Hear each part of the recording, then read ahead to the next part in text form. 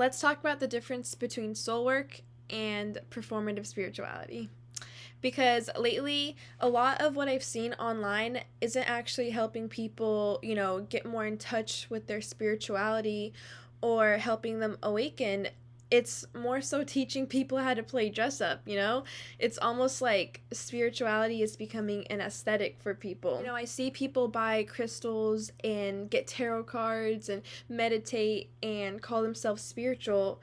And don't get me wrong, tools like crystals and meditation spaces and tarot cards are beautiful and they're awesome to work with and they're part of spirituality.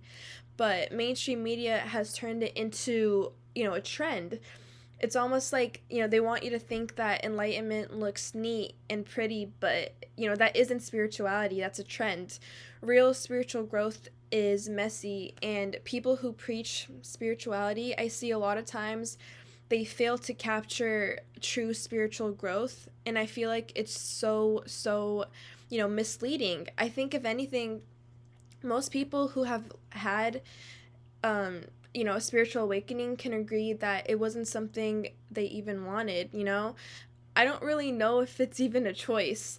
Like, for me at least, it was something I tried really hard to resist, you could say, or escape, because spiritual growth requires you to sit with yourself, and I mean, like, truly sit with yourself. And you have to surrender to all the illusions you have built for yourself, and that's a very hard and painful thing to do. To truly look at yourself and not hide is so scary. I don't think people even realize how hard they subconsciously avoid it.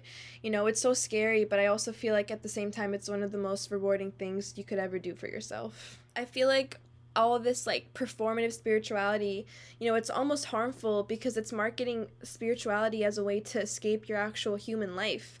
And that's like the exact opposite of spirituality. Like, spirituality is to be authentic.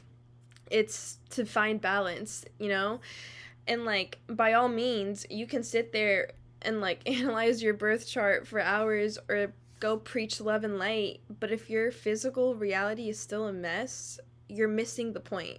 you know if you're still letting people cross your boundaries, putting your goals on hold, or not truly loving yourself for who you aren't enlightened. You're just using the universe as a coping mechanism. Oh, and another thing is, I see a lot of people in the spiritual community weaponizing lower vibrations, but low vibrations are not a bad thing.